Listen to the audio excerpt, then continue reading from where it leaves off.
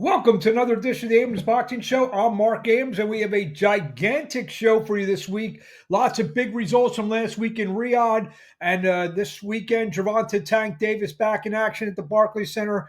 TheBoxingHour.com, Abrams Boxing, 15rounds.com will be on site reporting live from the event. Also, speaking of that card, Gary Antuanne Russell, who takes on Jose Valenzuela for a 140-pound world championship on the pay-per-view card, will be joining us later in the show. But let's start last Saturday in Riyadh, Saudi Arabia. Light heavyweight champion Dimitri Bivol became undisputed as he scored a terrific fight, majority decision over Artur Beterbiev in their rematch. Bivol now 24-1, Beterbiev 21-1 now. He suffers his first loss. Scores are 116, 112, 115, 113 for Bivol, 114, 114 even. This fight was kind of like a mirror image of the first fight, with this time Beterbiev getting off to a good start over the first 6 rounds of the fight, and it was Dimitri Bivol who controlled the final half of the fight, outworking and boxing and moving and outlanding Artur Beterbiev, not letting Beterbiev get any of his vaunted power shots in. And Bivol now the undisputed champion. Will we see a rematch, a third fight, a trilogy? I think we will. I mean, I know David Benavidez was brought there to sit ringside to possibly get the winner. I don't know if we will have Beterbiev Bivol fatigue, so to speak, and maybe go on to a guy like Benavidez for the next fight. But we shall see. I want to see a third fight. It's very competitive, highly skilled guys. The problem I'm going to have now with Beterbiev, he's going to be months and months older. He's over 40 years old now. Be 3 fights in the span of a calendar year, basically, if that's the next fight. And I don't remember the last time Beterbiev even fought twice inside a calendar year or inside of a 12-month period, so to speak. So that was the main event of just a loaded card that featured WBO interim heavyweight champion Joseph Parker go to 36-3, notch his 24th knockout as he knocked out late sub, the boogeyman of the heavyweight division, the boogeyman no more, Marc Piccoli, they got on 2 days' notice after Daniel Dubois fell out ill earlier in the week. I guess that happened Wednesday-ish or Thursday. Bacall now 21-2. So right hand to the temple that really shook Bacall, gave him the wiggles, went down, and he was in no condition to fight after just about 5 minutes of action. And we shall see what Parker does next. Could Parker fight Usyk next? Could the Parker-Dubois fight be re-energized? We shall see. But Daniel Dubois will now, he may have auction. Maybe now there's rumors of a Dubois-Usyk rematch. Who knows? But at least there's some action in the heavyweight division with some potential very good matchups. Unbeaten WBC lightweight champion Shakur Stevenson. He scored a 9th-round stoppage over another late replacement, Josh Padley. Stevenson now 23-0 with 11 knockouts. Padley now 15-1, 4 knockouts. Floyd Schofield, like Dubois, got ill earlier in the week, although he didn't do it with as much grace. He was saying that he was, poisoned, and Stevenson's people did it. I'm sure Stevenson was not shaking his boots about Floyd Schofield. I don't know what's going to happen with Floyd Schofield going forward, but Shakur Stevenson with the 9th-round stoppage, he was a typical Stevenson fight. Won every round, the first 8 rounds, pretty nondescriptively. Scored him 3 times, scored 3 knockdowns in round 9, all with body shots. And there you have Shakur Stevenson now still undefeated. Also, WBC middleweight champion Carlos Adames, even though he was a champion, slight upset as he's got a 12-round split decision over Hamza Shiraz. I mean, I thought Adames probably clearly won the fight, but it turned out to be a split decision. Adames now 24-1-1, 18 knockouts. Actually, it was a split draw. Pardon me on that. The split draw, but Adames probably did win the fight. Shiraz now 21-0-1, 17 knockouts. Shiraz very fortunate to get the draw. Scores were 115, 114 for Shiraz, 118, 110 for Adames, and 114, 114. It's probably a 115 113, maybe 116, 112 kind of fight for Adames. That fight, 118, 110 was way out the lunch there as well. WBC interim super welterweight champion Virgil Ortiz, very impressive performance as he scored a 12-round unanimous decision over former WBA champion Israel Madrimov. Ortiz now 23-0, goes the distance for the second consecutive time with 21 knockouts. Madrimov now 10-2, 7 knockouts. So a little bit of a different side of Virgil Ortiz in this fight. Virgil, the boxer, in his other decision win, it was a slugfest with Sergey Bohachuk, but Ortiz boxed well and outboxed the boxer Madrimov and outworked him. And Virgil Ortiz now maybe established himself as the guy at 154 pounds. Unbeaten WBC number one ranked heavyweight in the world, Agit Kabiel, 26-0, 18 knockouts, knocked out Zhang Zhilei in round 6 to win the WBC interim heavyweight championship. Kabiel, just the body on the big Zhilei from China, and he got him out of there. Very impressive performance. Kabiel has, since the Riyadh season started their boxing in Saudi Arabia, Kabiel has been the MVP. I mean, there's no two ways about it. With his wins over Sanchez, Makhmudov, and now Zhilei. Again, we talked earlier before about Parker and Usyk and Dubois. Kabiel now has to be a guy you have to throw in that mix as a guy who deserves a title shot. I don't know if that's going to come next, but we shall see. Kabiel is the guy who I've been impressed with. I've actually bet on him the last 3 times and taken home the money. Those are the fights. Callum Smith also with a big victory over Joshua Buatsi to claim an interim light heavyweight championship. And now Smith will be in the mix now to fight, as it stands right now, Dimitri Bivol. But, how about this? How about a Callum Smith-David Benavidez fight? Kind of like an elimination fight. I know he just did his fight with Morrell to kind of gain that spot. Callum Smith against Benavidez. I'll take that fight too if it happens. Last Monday morning in Japan, Monday morning American time, Junto Nakatani went to 30-0. He notched his 23rd knockout as he successfully defended the WBC Bantamweight Championship with a third-round stoppage over David Cuellar.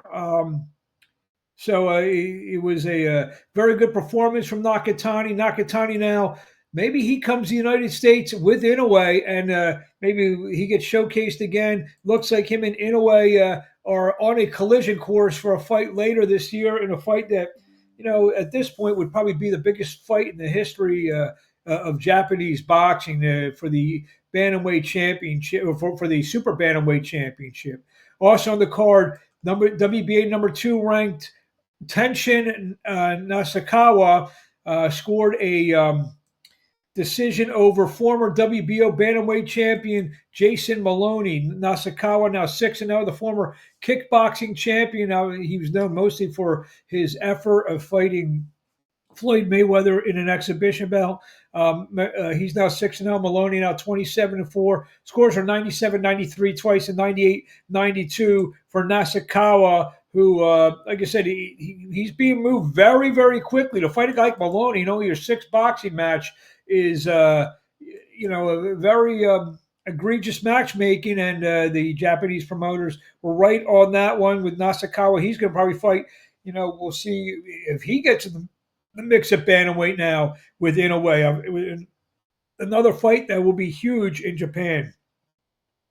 On the same card, Seiya Tsunami went to 12-0-3, 8 knockouts. He kept the WBA Bantamweight Championship with a draw with ex-flyweight champion Daigo Higa. Again, Tatsuyami is a guy who is now in the mix at bantamweight.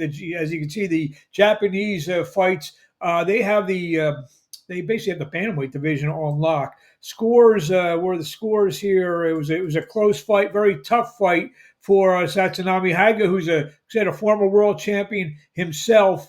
Put in a great performance, and he the last couple nights he's been on the big stage. He's had great performances for Haga as well.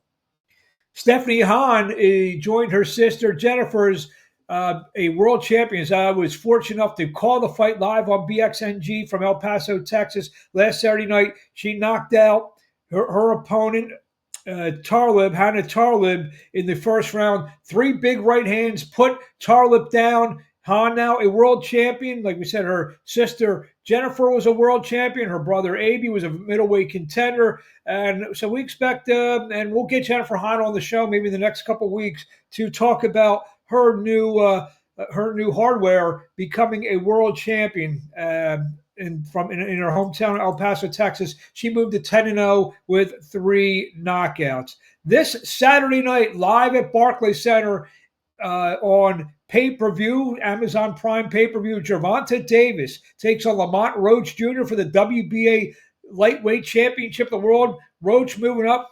He's a belt holder at 130 pounds.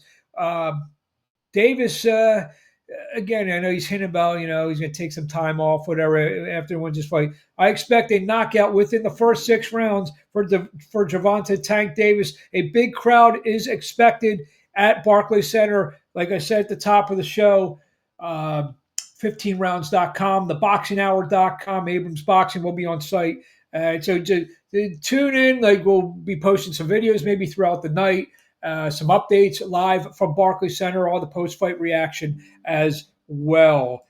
A pretty good undercard. I actually like this undercard. Jose Valenzuela will defend his WBA Super Lightweight Championship as he takes on Gary Antuanne Russell. Russell, who lost a very close fight to Alberto Puello, who we'll talk about in a few minutes after our interview with Gary Antuanne Russell. It's going to be a good fight with Russell and Valenzuela. I asked Russell some very interesting questions about what he thinks about this fight coming up on Saturday night against Jose Valenzuela, and this is how it's on the line is super lightweight contender Gary Antuanne Russell, who next Saturday night takes on Jose Valenzuela for the WBA Super Lightweight Championship of the World on the Gervonta Davis Lamont Roach card in Brooklyn on Prime pay-per-view. How you doing, Gary?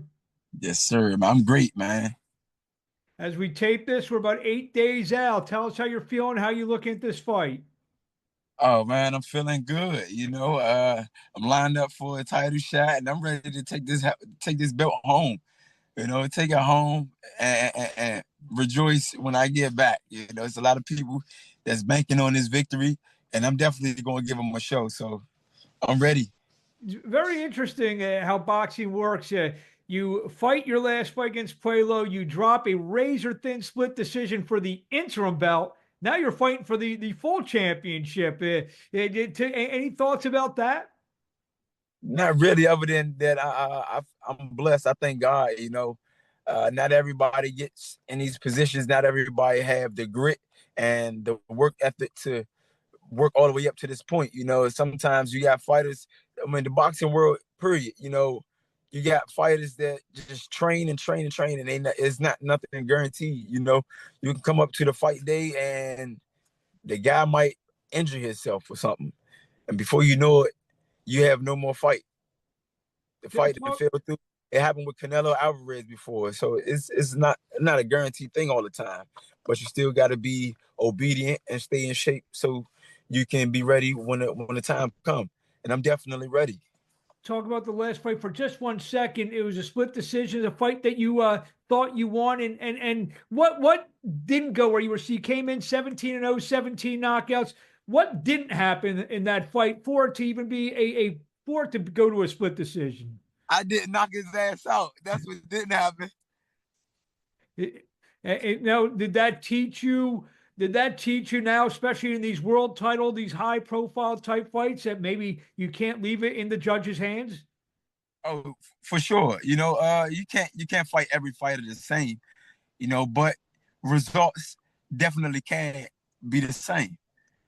Sometimes you got to tenderize them and make sure that you do what's necessary to get that victory.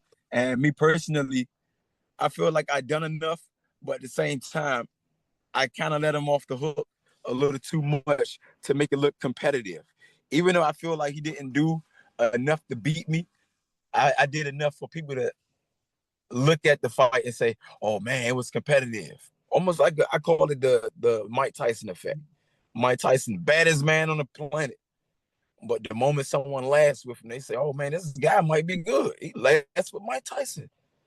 He Go, survived. go, Going into that fight, obviously you were 17 for 17 in terms of the knockouts and wins and everything like that.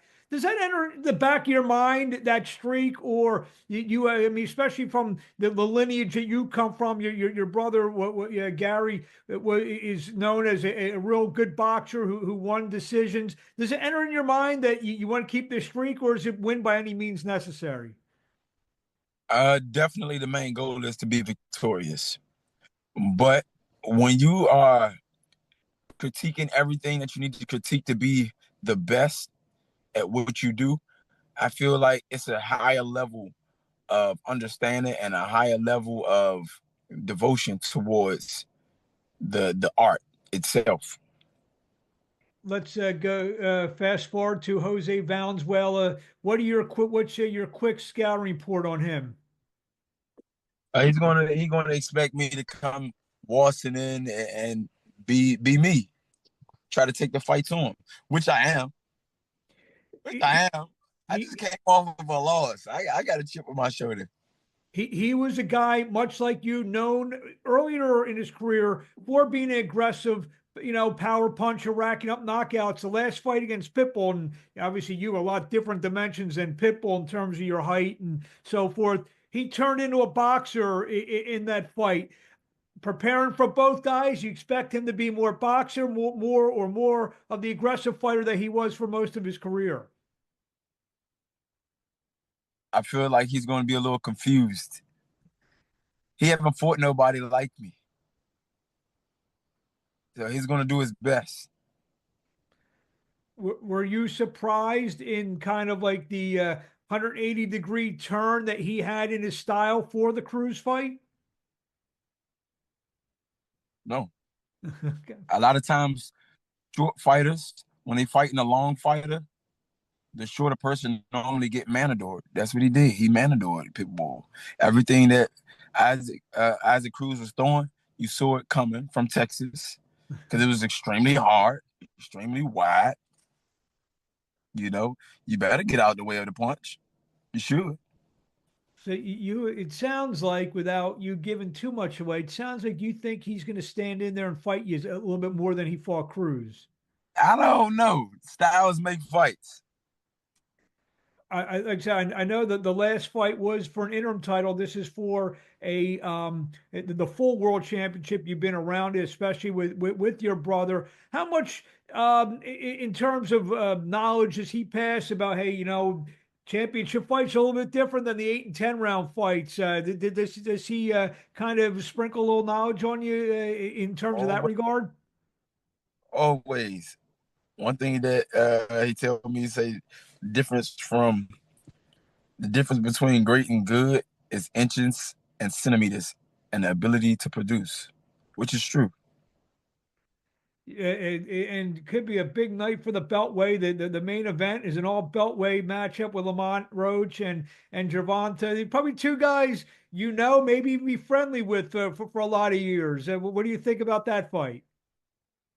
That's gonna be a good fight. I feel like Lamont, if he take off, if he start the fight fast, he got a great chance on really, really being victorious.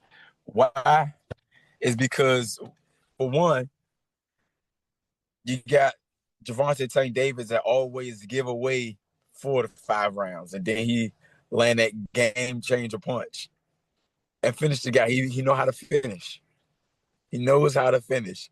But I feel like Lamont Roach is in shape enough to last, stay on point for his defensive discipline and pull a fight out. Probably get a split decision or a draw.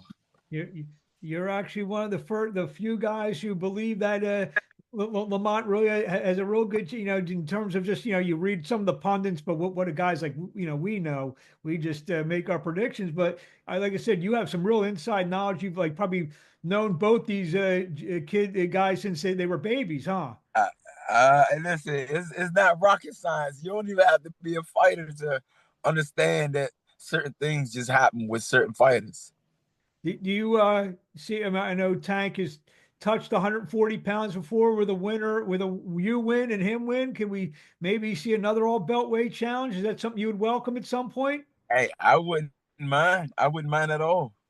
I'm in this profession to give back to not only the boxing world, but to inspire many that enjoy watching it. I want to give the youth something to look forward to. I'm pretty sure there's people out there that got goals and dreams, and this profession is one of the ways that you can get it. Like, we have everything that there is to offer in our atmosphere.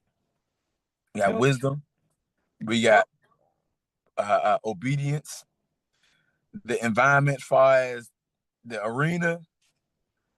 You got style, the dressing, and who wouldn't want to feel bravo? Who wouldn't want to feel brave and strong when you become victorious? We have everything.